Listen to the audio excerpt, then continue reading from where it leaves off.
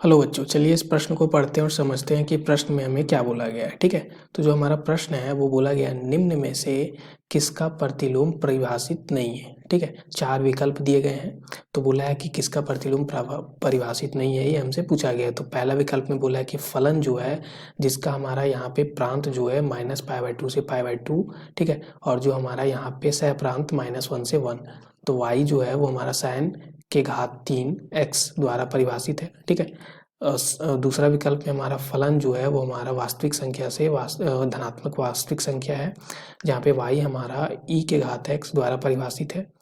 तीसरा विकल्प जो है वो हमारा f यानी फलन जो है वो हमारा यहाँ पे धनात्मक वास्तविक संख्या से यहाँ पे वास्तविक संख्या है, जहाँ पे y जो है वो हमारा log यहाँ पे क्या है हमारा मापांक x द्वारा परिभाषित है। और जो फलन हमारा चौथा में है वो हमारा यहाँ पे वास्तविक संख्या से धनात्मक वास्तविक संख्या से हमारा परिभाषित है, जहाँ पे y हमारा e के घात मापांक x द्वारा परिभाषित है।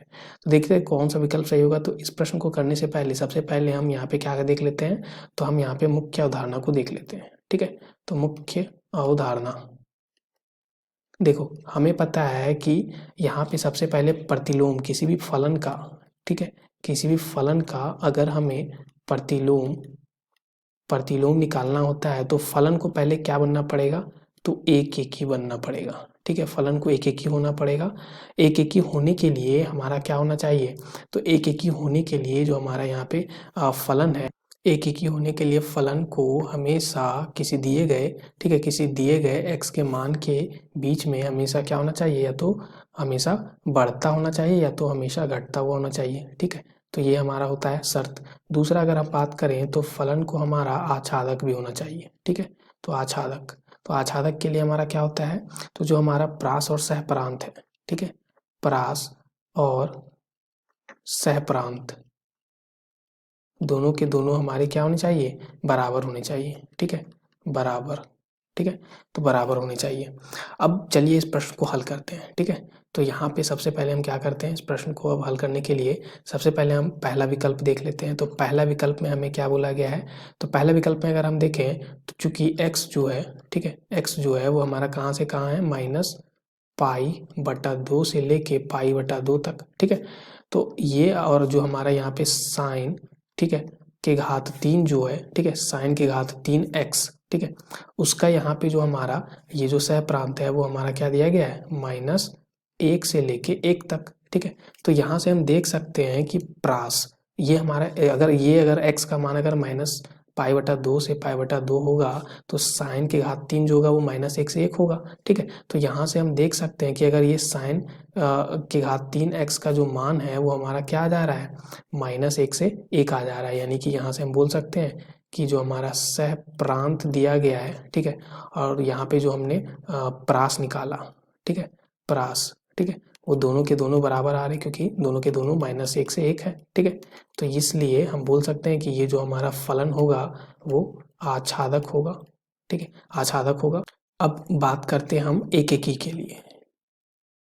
ठीक है, तो एक एकी के लिए हम देखें तो हमारा क्या है, यहाँ पे जो फलन दिया गया है वो दिया गया है साइन के घात 3x। ठीक है, तो यहाँ पे हम सबसे पहले क्या करेंगे, तो इसको हम अवकलन कर लेते हैं। तो अवकलन हमारा क्या हो जाएगा, f' बराबर हो जाएगा यहाँ पे 3 गुना साइन के घात 2x और गुना यहाँ पे साइन x का अवकलन क्या होता है, तो cos x होता है। देखो इसको हमने कैसे निकाला, तो इसको निकालने के लिए हमने यहाँ पे हमने क्या यूज किया है, यानी प्रयोग किया है। तो हमें पता है कि अगर हमारा कुछ ऐसा है, ठीक है, तो साइन के घात 3x dx है। ठीक है, तो इसको हम सबसे पहले क्या करेंगे, तो साइन के घात 3x का हम पहले अवकलन करेंगे, जो कि हमारा क्या हो जाएगा, तो 3 गुना साइन के घात 2x और फिर हम क्या करेंगे, यहाँ पे किसका अवकलन करेंगे, तो फिर साइन x का अवकलन करेंगे। ठीक है, तो साइन x का, तो ये हमारा सूत्र होता है, इसी सूत्र से हमने इसको लिखा।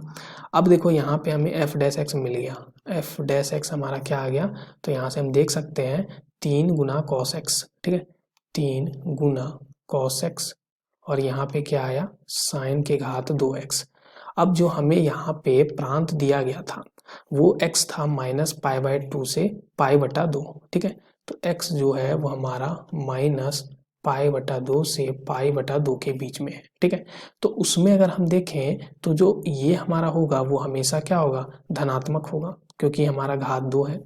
अब यहाँ पे सिर्फ इस पे हमारा ये क्या कर रहा होगा, तो इस पे हमारा ये कर रहा होगा, ठीक है। तो इस पे हम इसका हम अगर यहाँ पे चिन्ह देखें cos x का, वो -π/2 से π/2 के बीच, तो ये भी हमारा क्या होगा, ये भी हमारा हमेशा धनात्मक होगा। तो दोनों धनात्मक का गुना हमेशा क्या हो जाएगा, हमेशा एक धनात्मक होगा। यानी कि f' जो है वो हमेशा क्या आ गया, एक हमारा यहाँ पे बढ़ता हुआ फलन आ गया, ठीक है। तो ये बढ़ता हुआ हमेशा होगा, ठीक है। तो इसलिए हम बोल सकते हैं कि ये जो फलन है वो हमारा क्या हो गया, एकीकी भी हो गया, ठीक है। तो अगर एकीकी भी हो गया और आच्छादक भी है, तो इसलिए इसका प्रतिलोम तो हमारा होगा ही, ठीक है। तो इसका प्रतिलोम तो है। अब बात करते हैं दूसरे विकल्प के लिए, ठीक है। तो दूसरे विकल्प में हमारा क्या दिया गया था कि y जो है वो हमारा e की घात x है। अब e के घात x के लिए परास हमें पता होता है, ठीक है। e के घात x के लिए जो परास होता है वो हमेशा धनात्मक वास्तविक संख्या होता है, ठीक है। कि परास हमेशा धनात्मक वास्तविक संख्या है, क्योंकि e के घात x का जो हमारा यहाँ पे ग्राफ जो होता है, ठीक है, वो हमारा कुछ ऐसा होता है, ठीक है। ये हमारा कुछ होता है ग्राफ, ठीक है, जहाँ पे ये x अक्ष होता है और ये y अक्ष होता है, ठीक है। तो यहाँ पे ऐसा कुछ होता है। तो यहाँ से हम देख सकते हैं कि ये जो हमारा अगर ऐसा कुछ ग्राफ है तो ये हमारा ये हमेशा क्या होगा, इसका प्रास हमेशा क्या होगा, हमेशा ये वाला, यानी कि यहाँ से यहाँ होगा हमेशा, ठीक है। ये होगा कुछ जहाँ पे सिर्फ 0 हमारा शामिल नहीं होगा, यानी कि धनात्मक वास्तविक संख्या होगा। तो प्रास तो हमें पता है। और दूसरा चीज़ हम ग्राफ से देख सकते हैं कि ये हमेशा कैसा है, बढ़ता हुआ फलन है, ठीक है, बढ़ता हुआ फलन है। तो बढ़ता हुआ फलन है, इसलिए यहाँ से हम बोल सकते हैं कि फलन जो है यानी कि e के घात x जो है वो हमारा आच्छादक, ठीक है। एवं क्या है हमारा, तो एक ही है। इसलिए हम बोल पाएंगे कि ये भी फलन हमारा क्या होगा, इस फलन का भी प्रतिलोम होगा, ठीक है। तो इस फलन का भी प्रतिलोम तो होगा ही होगा। तो यहाँ पे हम लिखते हैं तो इस फलन का भी प्रतिलोम होगा, ठीक है। तो प्रतिलोम इस फलन का भी निकल जाएगा। अब बात करते हैं तीसरे विकल्प का। तो तीसरे विकल्प में हमें क्या दिया गया है, तो हमें तीसरे विकल्प में y बराबर log मापांक x दिया हुआ है, ठीक है। तो अब यहाँ पे जहाँ पे x जो है हम देख सकते हैं कि x जो है यहाँ पे सबसे पहले हम देखें तो तीसरा विकल्प में हमें क्या बोला गया था कि y बराबर log मापांक x, जहाँ पे x जो है हमारा क्या है, धनात्मक है, ठीक है।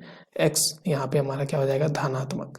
तो यहाँ से हम देखें तो ये हमारा दिया गया है x, जहाँ पे हमारा विद्यमान है किससे, r से, ठीक है। तो यहाँ से हम बोल सकते हैं। तो अब यहाँ से सबसे पहले हम क्या करते हैं, लॉग मापांक x का हम यहाँ पे ग्राफ बना लेते हैं। सबसे पहले अगर हमारा लॉग x का अगर हम ग्राफ देखें तो वो हमें पता होता है कुछ ऐसा हमारा लॉग x का ग्राफ होता है, ठीक है, कुछ ऐसा, ठीक है। तो ये हमारा x h होता है और ये हमारा y h होता है, ठीक है। अब अगर हम यहाँ पे देखें लॉग मापांक x का, ठीक है, तो वो हमारा कुछ ऐसा होता है। ये हमारा अगर x अक्ष है, ठीक है, और ये हमारा y अक्ष है, ठीक है। तो हमें पता है कि लॉग मापांक x का जो हमारा ग्राफ होने वाला है कुछ ऐसा होने वाला है, यानी कि यहाँ पे हमारा दर्पण यहाँ पे क्या होगा, दर्पण का हमारा यहाँ पे यानी कि वाई एच हमारा दर्पण की तरह होगा। तो जैसा हमारा वाई एच के यहाँ पे दाएं में जैसा हमारा ग्राफ होगा वैसा ही हमारे बाएं पक्ष में भी हमारा वैसा ही ग्राफ होगा, ठीक है। तो ऐसा कुछ होगा।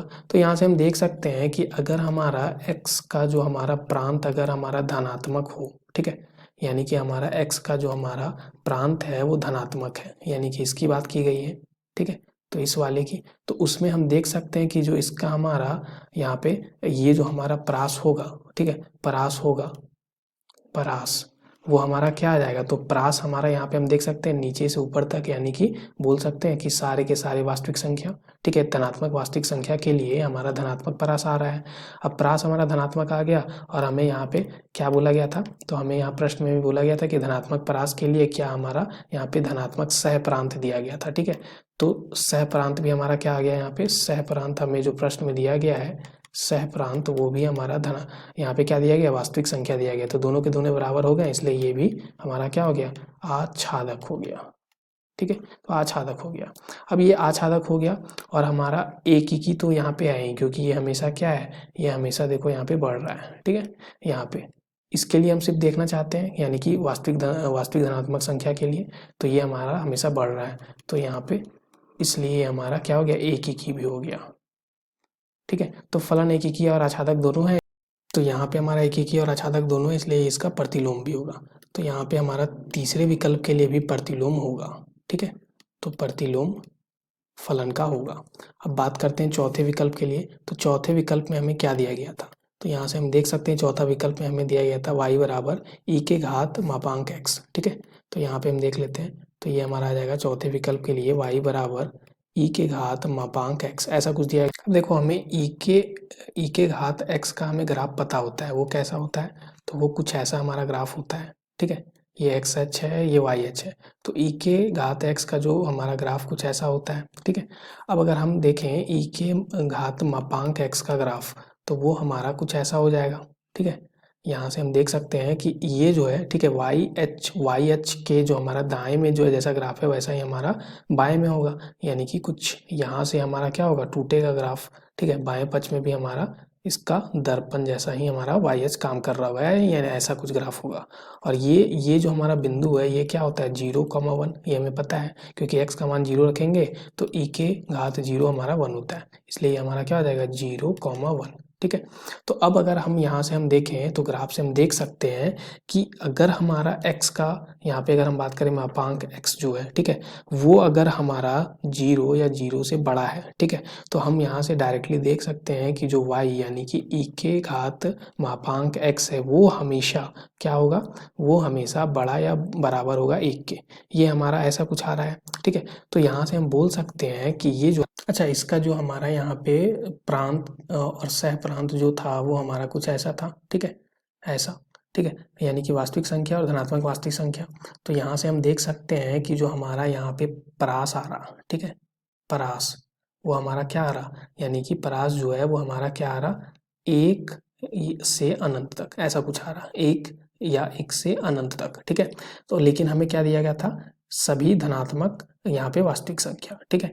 तो यहाँ पे हम देख सकते हैं कि 0 से जो हमारा 1 के बीच जो हमारा यहाँ पे वास्तविक संख्या होगा वो तो हमारा इसमें नहीं आ रहा परास में, तो हम बोल पाएंगे कि हमारा जो परास है, ठीक है, परास जो है वो हमारा क्या है, तो परास जो है वो उप समुच्चय हो गया, किसका, उप समुच्चय हो गया हमारा सह प्रांत का, परास सह प्रांत का उप समुच्चय है। इसलिए यहाँ पे हमारा सह प्रांत हमारा बराबर नहीं हुआ परास के।